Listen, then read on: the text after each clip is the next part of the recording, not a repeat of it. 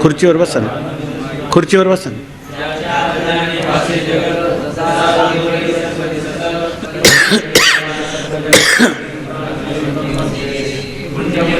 सदैव निष्काम बोधप्राप्तिकारणी भजावा राम, तोच मी आहे आत्मा आत्मकाम तरी नमन कोणा करावे म्याम.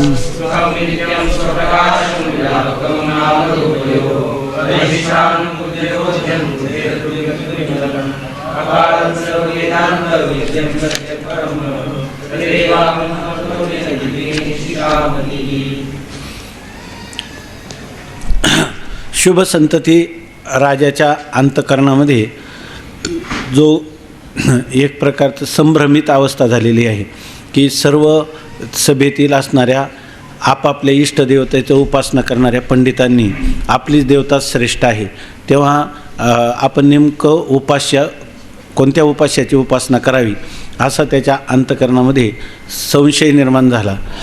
त्याला कोणताच निर्णय करता येईना. तितक्यात कर्मधर्म संयोगाने त्यांचाच पुत्र तर्कदृष्टी हा त्या ठिकाणी उपस्थित झाला आणि त्याने असं सांगितलं की या ठिकाणी ह्या ज्या देवता आहेत त्या देवता संबंधाने प्रत्येक पुराण उपपुराणामध्ये एकाच लेखक आहेत व्यास महर्षी, आणि व्यास महर्षींनीच हे सर्व वर्णन केलेलं आहे. तेव्हा त्यांचं तात्पर्य असं आहे की इतर उपास्यांच्या निंदेमध्ये तात्पर्य नाही, आपापल्या इष्टदेवतेची अधिक दृढ अशा प्रकारची निष्ठा धारण करून त्याची पूजा करावी. आणि ह्या देवतांची नावं रूपं वेगळी असली तरी सर्वांचं मूळ स्वरूप जे ईश्वर स्वरूप ते एकच आहे, त्याला कारण ब्रह्म असं म्हणतात. म्हणून कारण ब्रह्म उपास्य आहे, या ठिकाणी कार्यब्रह्म उपास्य नाही असं त्यांना समन्वय सांगितला. आणि त्यानंतर हे जे उपासक आहेत तर आपापल्या इष्टदेवतेची उपासना करणारे, तर ती कशी यथाविधी जसं शास्त्रात सांगितलं त्याप्रमाणे, तर यथाविधी उपासना करणारे त्यांची काय गती होते तर त्याविषयी आता वर्णन सांगतात. उपासकांना ब्रह्मलोक प्राप्ती. त्याप्रमाणे इच्छेच्या भेदाने पंचायतनापैकी कोणत्याही एका देवाची उपासना केली असता त्या सर्व उपासकांना ब्रह्मलोकाचीच प्राप्ती होते. आता असं आहे की आताच आपण पाहिलं गीता भाष्यामध्ये की पूर्वजन्मीचे जे आपण धर्माचे जे संस्कार असतात बरोबर ना, त्या संस्कारामुळं तोच संस्कार शेवटच्या काळात उद्भूत होतो, म्हणजे अभिव्यक्त होतो, आणि त्यानुरूप पुढचा जो जन्म येतो त्याच्यामध्ये त्यालाच काय म्हणतात, मरणाच्या अव्यवहित पूर्वक्षणी जो अंतःकरणाचा संस्कार अधिक अभिव्यक्त झालेला असतो त्याला म्हणतात स्वभाव, आणि त्या स्वभावानुरूप आपली पुढच्या जन्मातील श्रद्धा होते. मग जर सात्विक राजस किंवा तामस जशा प्रकारची श्रद्धा असेल त्या प्रकारची तो उपासना करतो. या ठिकाणी ही जी उपासना आहे तर ही राजसी किंवा तामसी उपासना या ठिकाणी उपनिषदामध्ये कुठेही सांगितलेली नाही, तर ती उपासना आहे सात्विक उपासना. कोणत्याही देवतेची उपासना केली आणि ती देवता कोणत्या, ज्या वेदाने प्रतिपादन केलेल्या आहेत त्या देवता. कोणी आपल्या काखेतून काढलेल्या देवता त्या देवता या ठिकाणी अभिप्रेत नाहीत. आणि ह्या देवतांची कोणत्याही देवताची जरी उपासना केली, आपल्या इष्टदेवतेची कोणत्याही वेद प्रतिपादित अशा ह्या पंचायतनाचे म्हणजे 5 ज्या देवता सांगितल्या कोणत्या की विष्णू भगवान शंकर, आदित्य, गणेश आणि देवी या 5 उपासना सांगितल्या. यापैकी कोणत्याची उपासना केली, परंतु आता ही उपासना कोणाकडून कशी घडते तर ज्याचे पूर्वीचे संस्कार असतील त्याची रुची त्या इष्टदेवतेकडं प्रवृत्त होते. आणि आपल्याकडं जास्त चिंतन सांगत नाही, पण महापुरुष असं सांगत असतात, काही महापुरुष असे काही वेगवेगळे मंत्र देतात.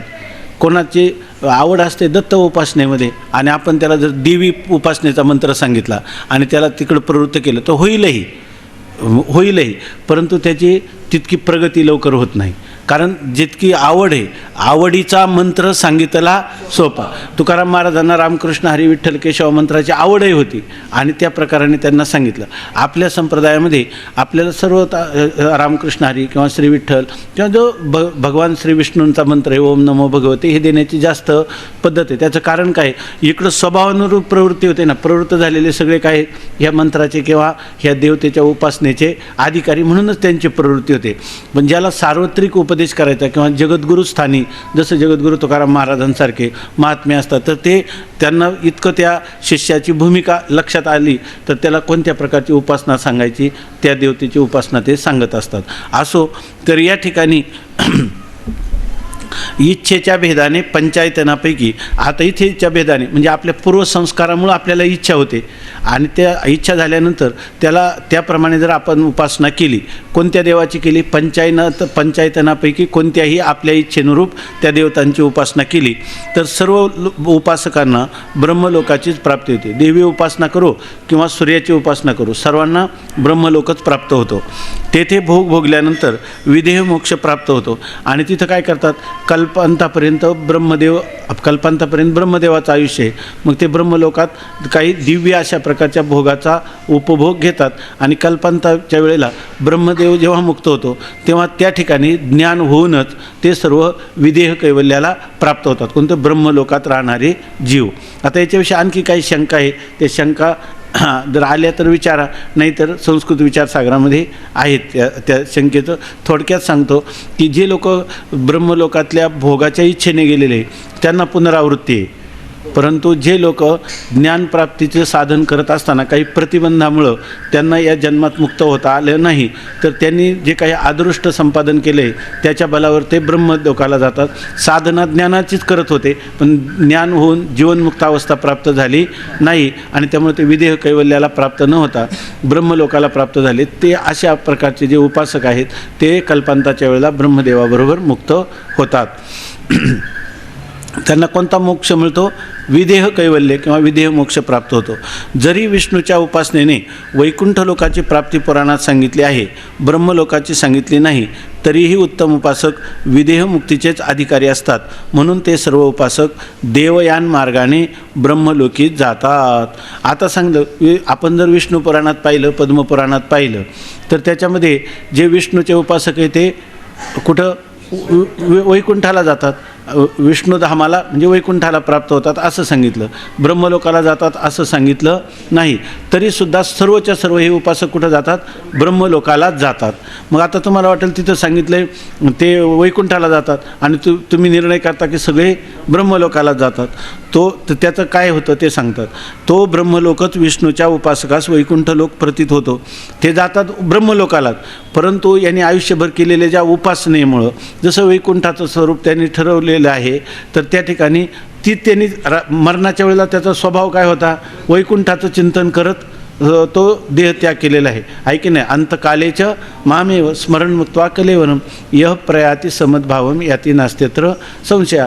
तो त्या वैकुंठ लोकात गेला म्हणजे तो गेला आहे ब्रह्मलोकात, परंतु त्याचे जे संस्कार आहेत वैकुंठाचे त्यामुळे त्याला ब्रह्मलोकच काय व्हायला लागतो, वैकुंठ आहे असं प्रतीत होतं.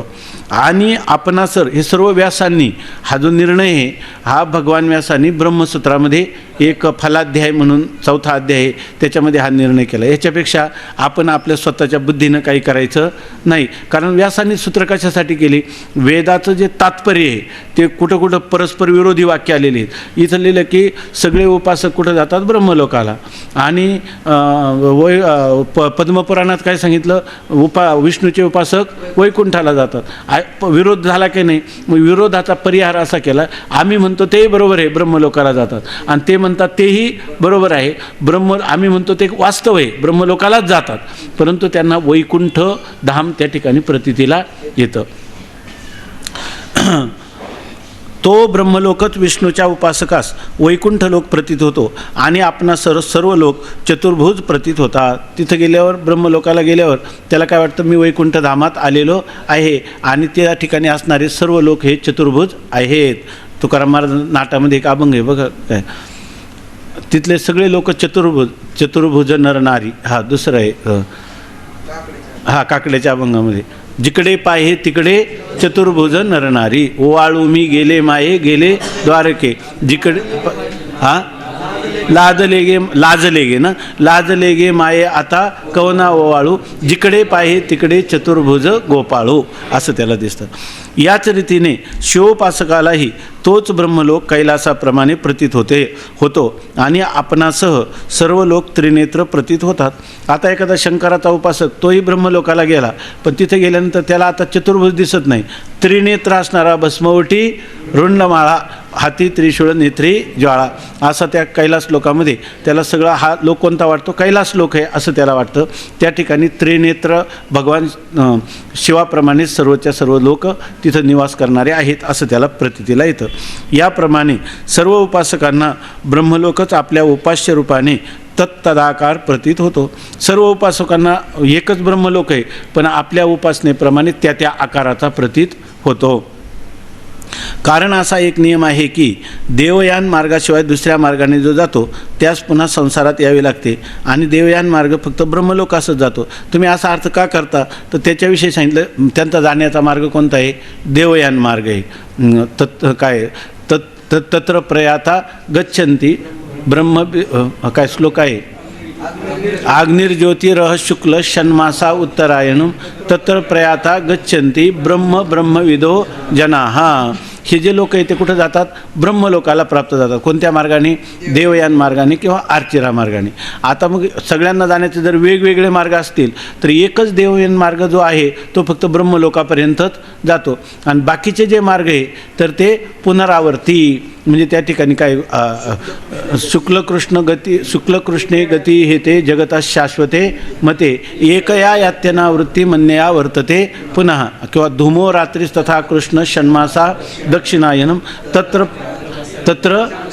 तत्र चांद्रमसम ज्योतिर्योगी प्राप्य निवर्तते. तो पुन्हा काय होतो? परत येतो असं सांगितलेलं आहे. याचा अर्थ ब्रह्मलोकापर्यंत जाणारा मार्ग एकच आहे की नाही? आणि हे सगळे कोणत्या मार्गाने जातात?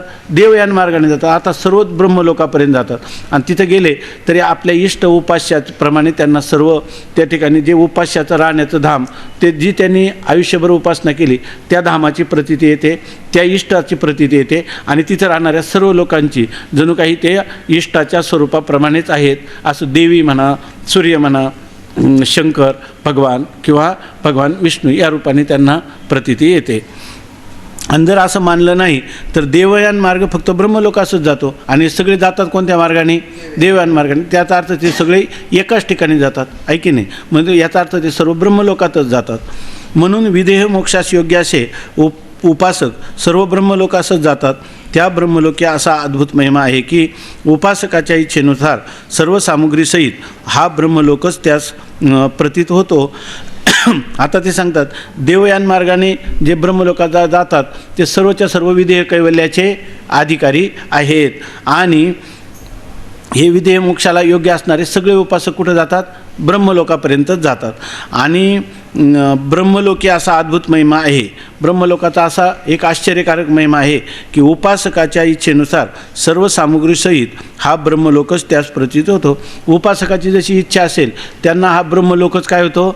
सर्व कोणत्या रूपाने प्रतीतीला येतो? वैकुंठ, कैलास या रूपाने त्यांना प्रतीतीला येतो. अशा रीतीने 5 देवाच्या उपासनेचे फल सर्वात समानच आहे.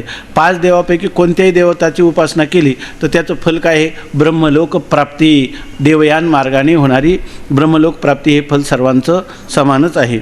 याविषयी अशी शंका येण्याचा संभव आहे की ईश्वर एक असून 5 देवांची नामरूपे भिन्न भिन्न आहेत. ती भिन्न भिन्न नामरूपे एका ईश्वरास संभवत नाही. आता तुम्ही म्हणाल ईश्वर काय? सगळ्याच ईश्वर तर आपले जी वैदिक संस्कृती आहे ती एकेश्वरवादी आहे. भामतीकारांनी जरी ईश्वर नाना मानले असतील तर तिथं वेदांताची प्रक्रिया सांगण्यामध्ये त्यांनी त्याचा विशेष विचार ठेवलेला नाही. कारण तिथले त्यांच्यासमोर असणारा जो मुमुक्षु वर्ग आहे तो कशाचा आहे? जीव ब्रह्मैक्य ज्ञान आणि जगन्मिथ्यात्व. त्याच्यामध्ये ईश्वर एक मानले काय आणि नाना मानले काय? तर त्यांचं काय सांगायचे?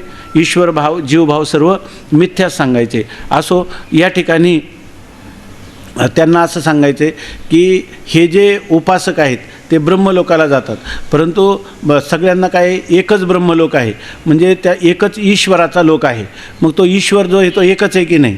मग एकाच ईश्वराला त्याला कोणतं तरी एकच रूप असेल आणि नाम असेल, परंतु इथं तर ब्रह्मलोकाला गेलेल्या लोकांना कोणाला कोणतं नाव वाटतं भगवान शंकर आणि रूप कोणतं दिसतं भगवान शंकराचं, कोणाला देवीचं आणि देवीचं भगवती असं नाम, अशा प्रकारचे भिन्न भिन्न नामरूप.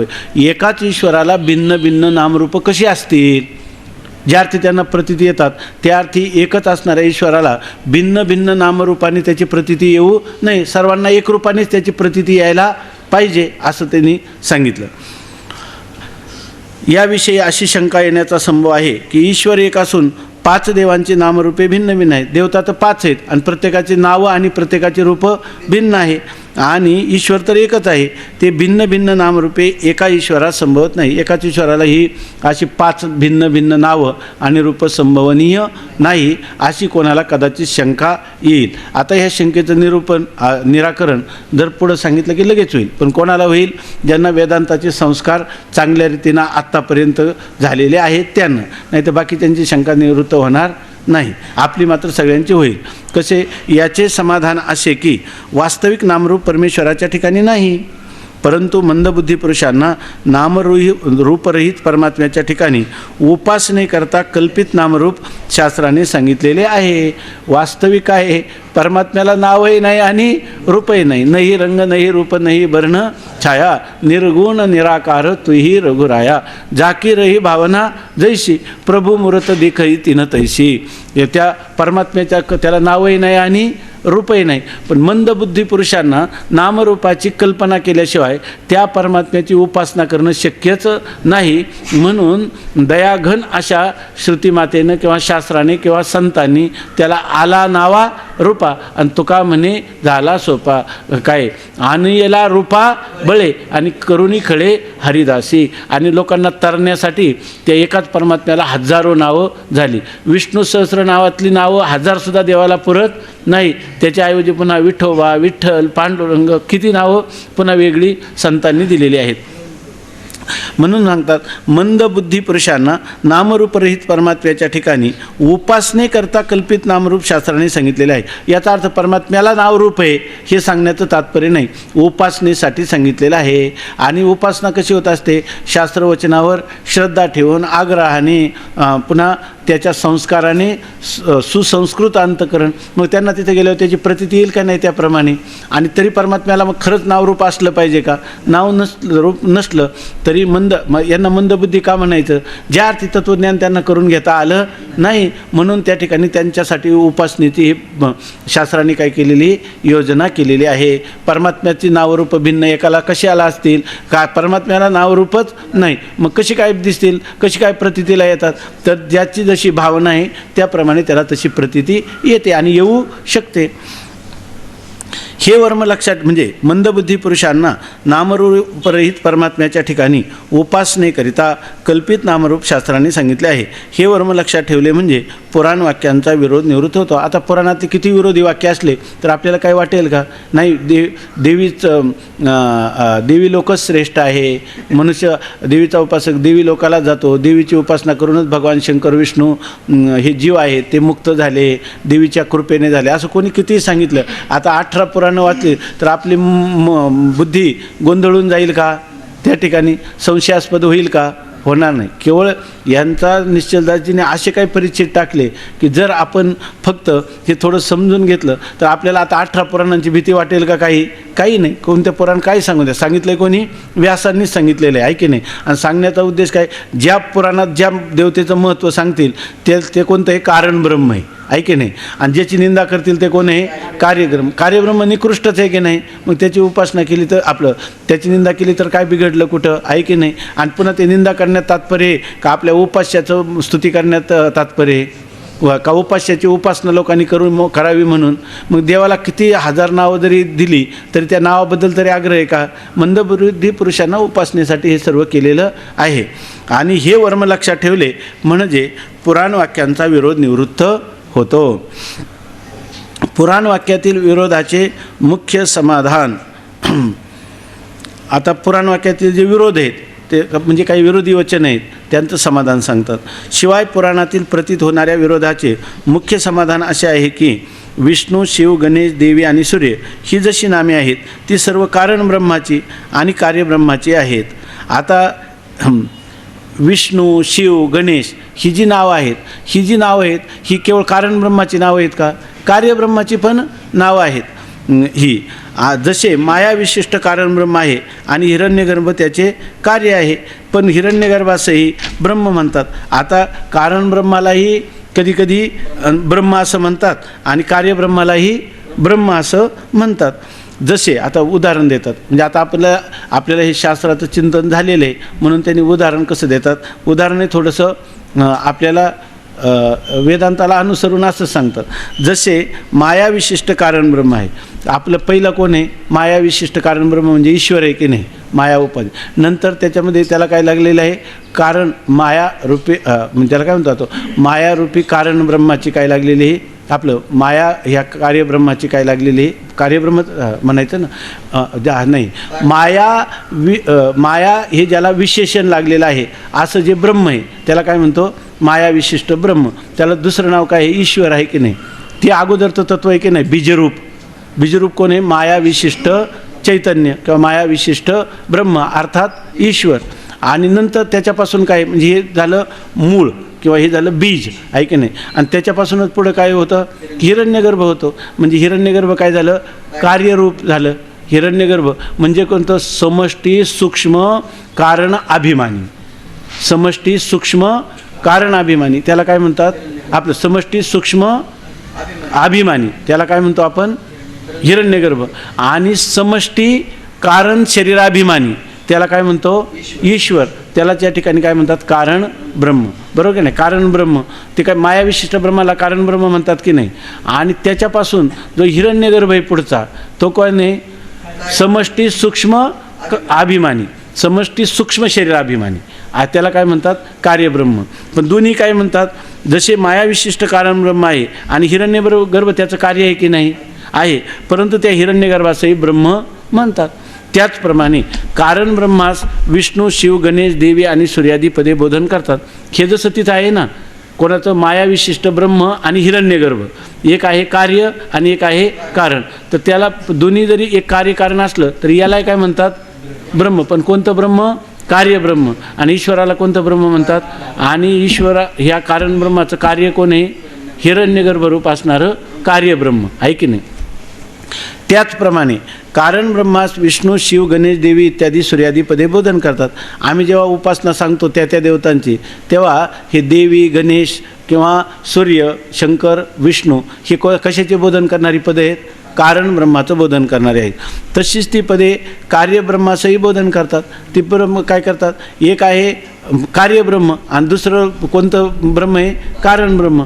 तेव्हा यांना जेव्हा आम्ही ह्या पद जेव्हा योजतो त्यावेळेला त्याच्यापासून दोन अर्थाचा बोध होतो. एक कारण ब्रह्माचा होतो आणि एक कार्यब्रह्माचा बोध होतो.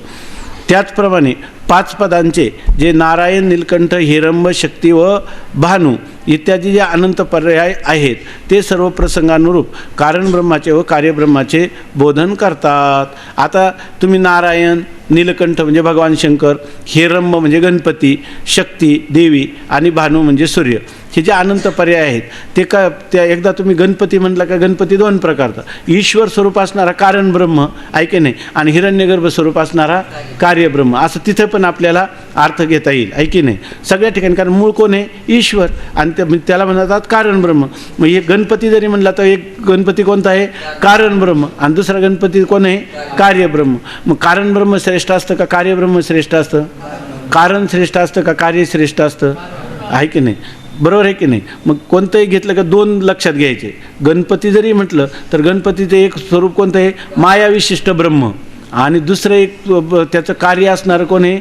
हिरण्यगर्भ रूप असणारं त्याचं कार्यब्रह्म. असं सगळ्या ठिकाणी अर्थ घ्यायचा. त्याचप्रमाणे 5 पदांचे जे नारायण, नीलकंठ, हिरंब, शक्ती, भानू इत्यादी जे अनंत पर्याय आहेत ते सर्व प्रसंगानुसार कारण ब्रह्माचे व कार्य ब्रह्माचे बोधन करतात. उदाहरण देतात आपल्याला. जसे सैंधव हे पद भोजन प्रसंगी लवणाचे व गमन प्रसंगी आश्वाचे बोधन करते. आपण तिथं कोणता शब्द आला आहे तर प्रसंग कोणता चालू आहे त्याच्यावरून आपण त्याचा अर्थ करायचा. आता सैंधव शब्दाचे 2 अर्थ आहे. सैंधव शब्दाचा अर्थ आहे मीठ आणि सैंधव शब्दाचा अर्थ आहे घोडा. आता जर आपण इथं बसलो आणि आता एखाद्याने सांगितलं सैंधवम आनय, तुम्ही सैंधव म्हणजे मीठ घेऊन या, असा अर्थ घ्यायचा. काय इथं जेवण पण नाही, त्यामुळं मीठ घेऊन या पण म्हणण्याचं कारण नाही, आहे की नाही, भोजनाचा प्रसंगच नाही. पण याचा अर्थ जर आपण कोणाला म्हटलं सैंधवम आनय, तर याचा अर्थ आपण असा घेतला पाहिजे की आता मला जायचं, माझा घोडा सज्ज कर, आहे की नाही. मग इथं अर्थ कोणता घ्यायचा, घोडा असा अर्थ घ्यायचा, आहे की नाही, सैंधवम आनय. आणि जर एखाद्या वेळेला आपलं इथं जर सगळ्यांना पंक्ती मांडलेले असले आणि आपण पंक्तीला बसलो वाढलेले आणि तो म्हणतो सैंधवम आनय, हा म्हणतो थोड्याच वेळात घोडा आणून ठेवला, तर काय उपयोग आहे का त्याचा, कारण प्रसंग कोणता आहे तसा त्याचा अर्थ घ्यावा. ही गोष्ट जशी आहे तसं सांगतात. सैंधव हे पद भोजन प्रसंगी लवणाचे, भोजनाच्या वेळेला सैंधवम आनय म्हणलं तर मीठ आणावं, व गमन प्रसंगी अश्वाचे बोधन करते, आणि गमन क्रिया करायची त्यावेळेला अश्व म्हणजे घोडा याचं ज्ञान करून देते. तसेच विष्णू पुराणातील नारायणादी पदे कारण ब्रह्माचे बोधक असून शिवगणेशादी पदे कार्यब्रह्माचे बोधक आहेत. ज्यावेळेला आपण विष्णू पुराणातले नारायण श्रीहरी असं म्हणतो तेव्हा ते कोणाचं बोधक आहे, कारण ब्रह्माचं. आणि ज्यांची निंदा केलेली ती कोण आहे, सर्व कार्यब्रह्म आहेत. हा अभिप्राय मनामध्ये घेऊन वैष्णव पुराणांमध्ये विष्णूची स्तुती आणि शिवादिकांची निंदा केलेली आहे. आम्ही शिवादिकांची निंदा केली का कार्यब्रह्माची निंदा केली? विष्णूची स्तुती केली का कारण ब्रह्माची स्तुती केली? कारण. बरं, हे गणेशाच्या बाबतीत का शंकराच्या बाबतीत? सर्वांच्या बाबतीत हाच निकष लावायचा. यावरून फक्त कारण ब्रह्मास उपास्य आहे, कार्यब्रह्म उपास्य नाही. म्हणून पुराणांचं सगळ्याचं तात्पर्य काय, उपासना कोणाची करावी, कारण ब्रह्माची करावी. मग कारण ब्रह्म किती आहेत? एकच आहे. आणि कार्यब्रह्म किती आहेत? अनंत आहे, की नाही. यावरून फक्त कारण ब्रह्म उपास्य आहे, कार्यब्रह्म उपास्य नाही. तसेच स्कंद पुराणादी शैवग्रंथामध्ये शिवमहेशादी पदे कारण ब्रह्मबोधक आणि विष्णू गणेशादी पदे कार्यब्रह्मबोधक आहे. जरी त्यांनी निंदा केली, पुराण कोणतं, आपलं ग्रंथ कोणता आहे, शैवग्रंथ, आणि त्याच्यामध्ये भगवान शंकराचं वर्णन केलं आहे, याचा अर्थ भगवान शंकराला कारण ब्रह्मता आहे, आणि ज्यांची निंदा केली त्यांना कार्यब्रह्मता आहे. म्हणून कारण ब्रह्माची स्तुती आणि कार्यब्रह्माची निंदा आहे. मग कारण ब्रह्म हे निंदनीय नाही, स्तुत्य आहे, आणि कार्यब्रह्म हे नेहमीच निंदनीय आहे. मग जे शास्त्राने सांगितलं ते योग्यच आहे की नाही. तो फक्त आपल्याला काय, त्याचा भाव, त्याचा अभिप्राय हा आपल्या लक्षात आला पाहिजे. म्हणून कारण ब्रह्माची स्तुती आणि कार्यब्रह्माची निंदा आहे. याच रीतीने बाकीच्या पुराणातील वाक्यांची व्यवस्था समजा. आता कोणतंही पुराण तुमच्यासमोर येऊ द्या, स्तुती ज्याची चाललेली आहे ते इष्टदैवत कारण ब्रह्मरूपाने आहे, आणि ज्याची निंदा चाललेली ते कार्यब्रह्मरूपाने आहे. त्यांचा काही द्वेष आहे का त्या देवतांबद्दलचा? नाही. मुख्य गोष्ट एकच की कारण ब्रह्माची उपासना श्रेष्ठ असल्यामुळे तिचे ग्रहण करून उपासकाने कार्यब्रह्माच्या उपासनेचा त्याग करावा. मग आपापली आपल्या इष्टदेवतेच्या ठिकाणी निष्ठा राहील की नाही माणसाची? का इतर देवांचा द्वेष होतो त्याच्यामुळं?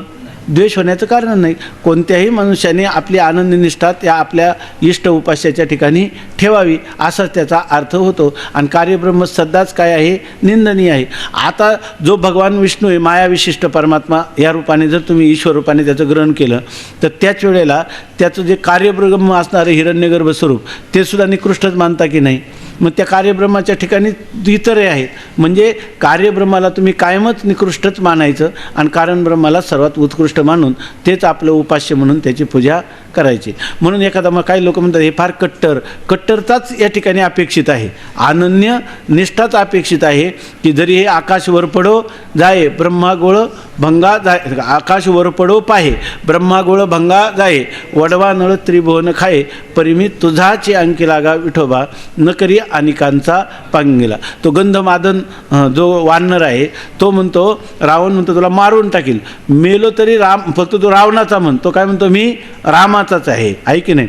हेच उपासनेचं काय आहे, स्वरूप आहे. आपलं काही झालं तरी त्या उपासकामध्ये आपल्या उपास्य देवतेच्या मध्ये कोणतंही परिवर्तन करण्याचं कारण नाही. आणि त्यामुळे इतर देवतांविषयी द्वेष एक अंतकरणामध्ये नाही.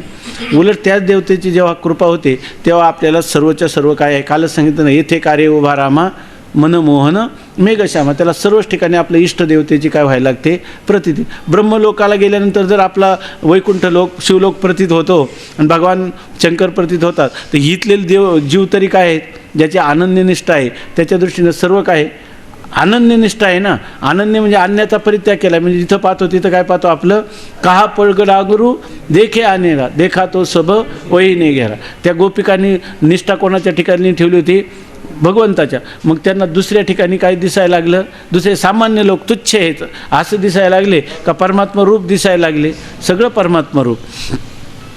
कारण ब्रह्माची उपासना श्रेष्ठ असल्यामुळे तिचे ग्रहण करून उपासकाने कार्यब्रह्माच्या उपासनेचा त्याग करावा. या रीतीने कार्यकारण संज्ञारूप संकेताचा भेद आहे.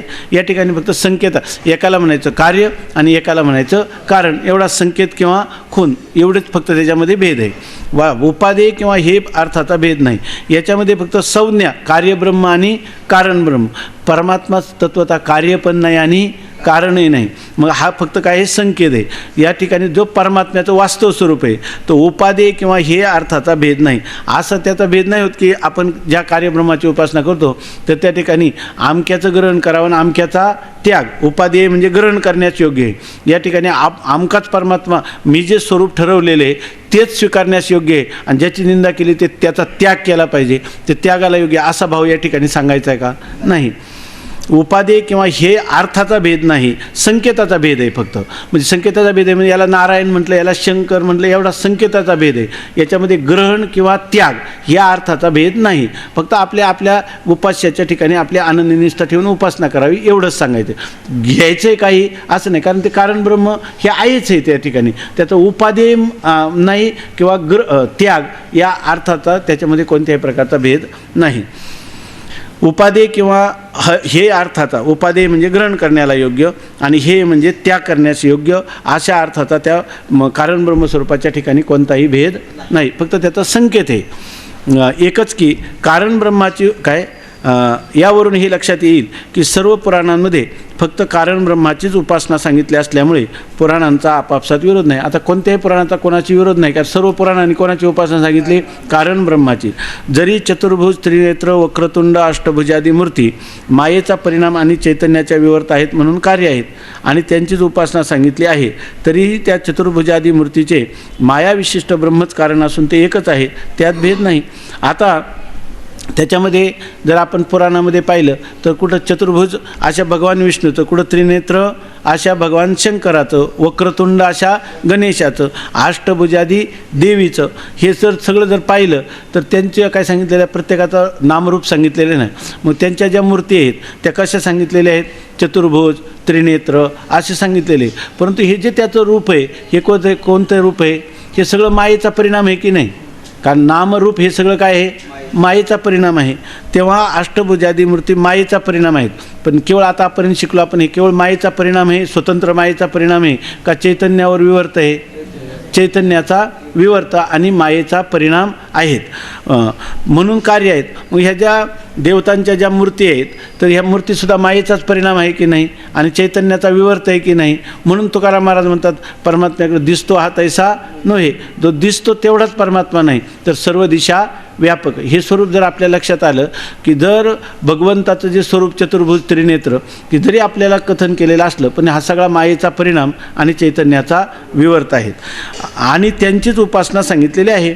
आणि त्याचीच उपासना करताना ह्या सगुण किंवा साकार स्वरूपाचीच वेदाने त्या ठिकाणी उपासना सांगितलेली आहे.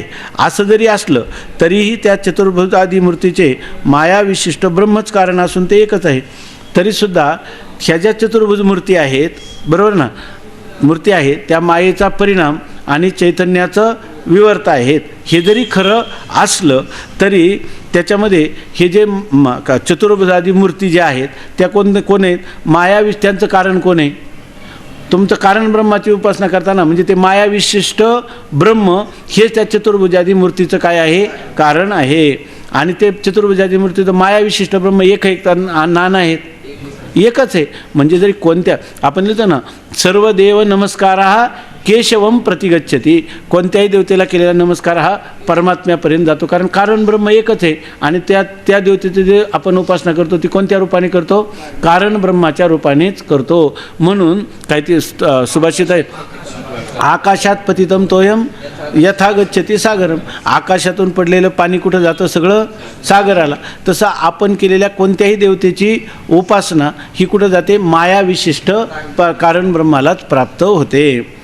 तरीही त्या चतुर्भुजादी मूर्तीचे मायाविशिष्ट ब्रह्मच कारण असून ते एकच आहे, त्यात भेद नाही का? ब्रह्मात भेद आहे. जरी तुम्ही देवतांची उपासना केली वेगवेगळ्या रूपाने, तर त्या सगळ्या देवतांचे विग्रह काय आहे? मायेचा परिणाम आणि चैतन्याचे विवर्त. परंतु त्याचीच उपासना सांगितलेली आहे तुम्हाला. परंतु ती उपासना जाऊन कुठं भेटेल? कारण ब्रह्मरूप असणाऱ्या मायाविशिष्ट परमात्म्याला ती उपासना प्राप्त होईल. म्हणून त्या सर्व आकारांचा बाद करून मायाविशिष्ट कारण ब्रह्माचीच उपासना करावी. हे जे आपल्याला आकार प्रतीतीला येतात, त्या आकारांचा काय करावं लागेल? कारण ब्रह्माची उपासना करताना, मायाविशिष्ट परमात्म्याची उपासना करताना कार्यब्रह्मरूप असणारे ही जी असणारे जे त्याचे मूर्तीचं जे स्वरूप आहे, आकार आहे, त्या आकाराचा काय करावं लागेल? बाद करून कारण ब्रह्माचीच उपासना करावी लागेल. सर्व आकारांचा बाद करून मायाविशिष्ट कारण ब्रह्माचीच उपासना करावी, हेच पुराणकार व्यासांचे मनोगत आहे. कारण आकार कार्य असल्यामुळे तुच्छ आहे. जेवढे जेवढे आकार आहे ना, आलिया आकारा अवघे नासे, जेवढे जेवढे आकार आहेत ते आकार कार्य असल्यामुळे, ते मायेचं कार्य असल्यामुळे तुच्छ आहे. आणि कारण सत्य आहे. कार्य तेवढं काय आहे? मिथ्या. आणि कारणच तेवढं सत्य आहे. परंतु ज्याची बुद्धी मंद असून आकाराच्याच ठिकाणी स्थिर होत असेल, त्याने शास्त्रोक्त आकाराचीच उपासना करावी. पण एवढा मंद बुद्धीचा आहे की त्याला तेवढंच, जर त्याला काहीतरी आकार असला तरच त्या परमात्म्याचं काही चिंतन त्याला करता येणं शक्य आहे. अशा मंदबुद्धीच्या पुरुषाने खुशाल सगुण साकार अशा म्हणजे आकारसहित परमात्म्याची उपासना करावी. कारण शास्त्रांनी सुद्धा ती सांगितलेली आहे. कारण त्याच्या त्या आकाराच्याच ठिकाणी स्थिर होतं, नाही तर त्याची बुद्धी स्थिर होत नाही. म्हणून श्रुतीमातेने त्याला आकाराची कल्पना केलेली आहे.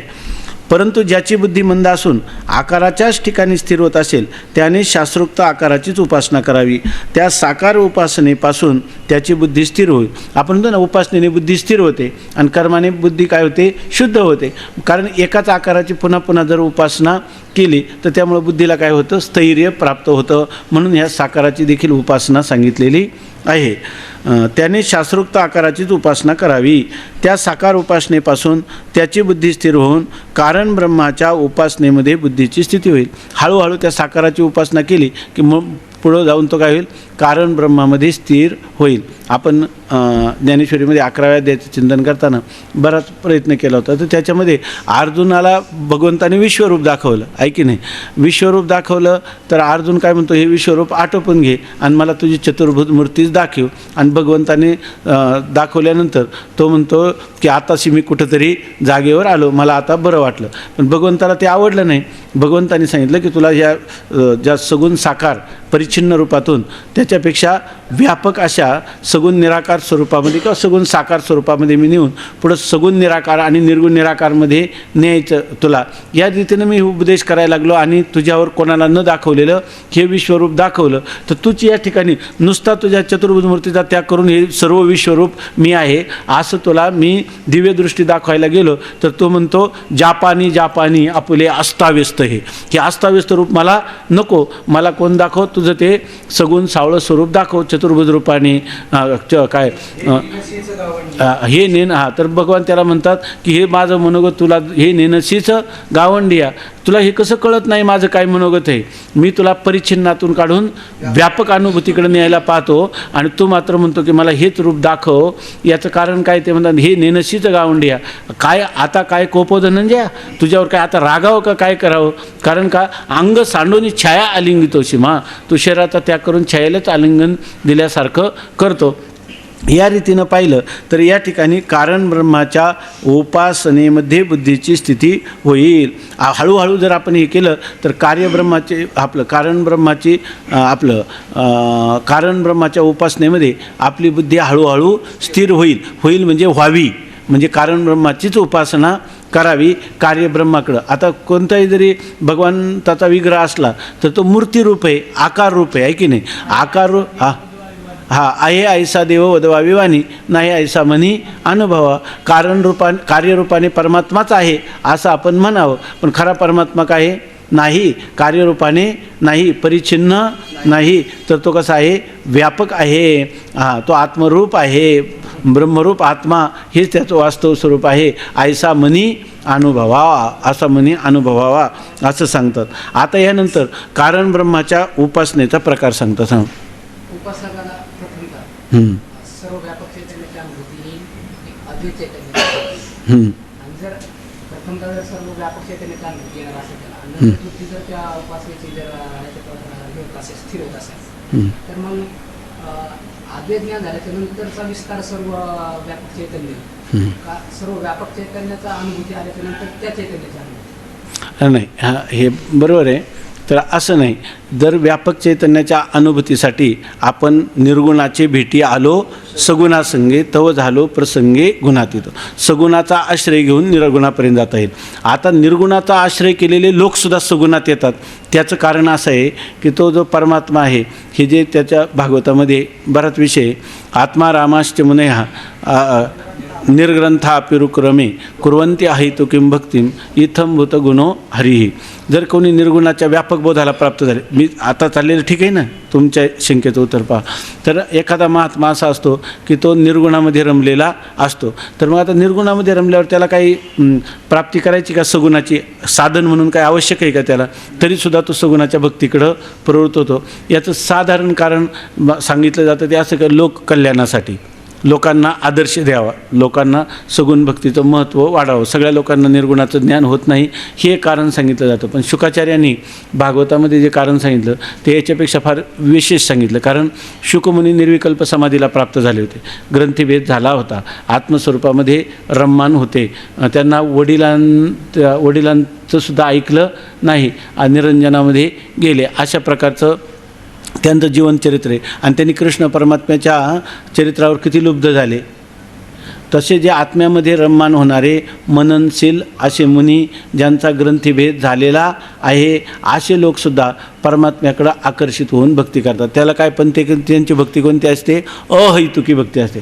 परमात्म्यावर, परमात्म्यासाठी सगुण स्वरूपावर प्रेम करायचं.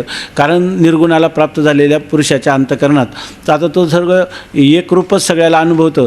प्रेम करण्यासाठी, एक दुसऱ्यावर प्रेम करण्यासाठी द्वैत पाहिजे की नाही, द्वैत पाहिजे.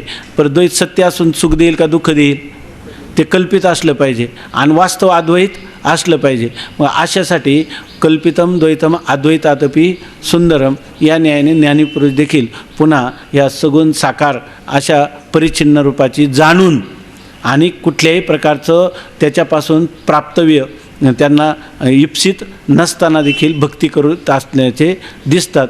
त्याचं कारण एक आहे लोकसंग्रह आणि एक आहे जीवनमुक्तीच्या विलक्षण सुखार्थ आणि तिसरं कारण आहे पूर्वजन्मीचे संस्कार. तुकाराम महाराजांनी सांगितलं की मी संत काय आधी होता संत संग, तुका झाला पांडुरंग, त्याचे भजन राहीना, मूळ स्वभाव जाईना. पूर्वसंस्कारानुरूपही तो भक्ती करताना दिसतो. हां हां, तर काय त्या बोलता मीची असं आहे. तर तो पूर्वसंस्काराने जसं आता काल तुम्ही सांगितलं ना, लसूण काढला तरी त्याच्या राहतो की नाही, गंध राहतो की नाही, त्याच्यामध्ये चक्राला गती दिली तरी राहतं की नाही.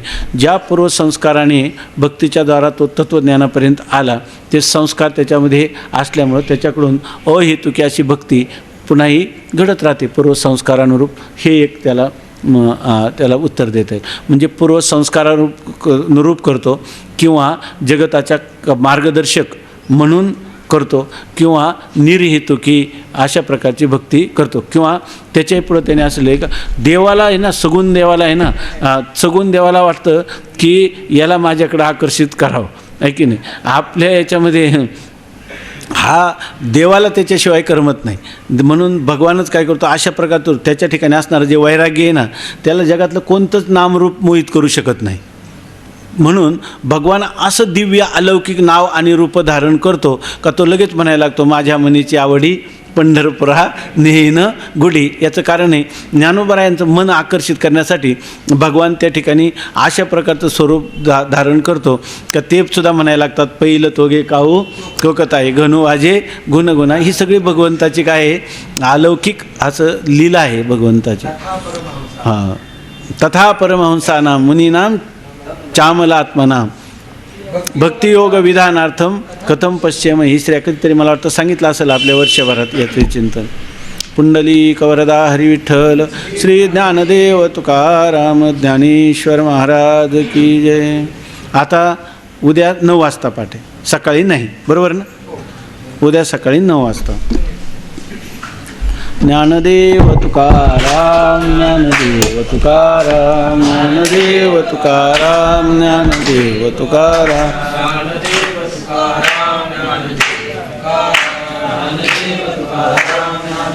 तुकाराम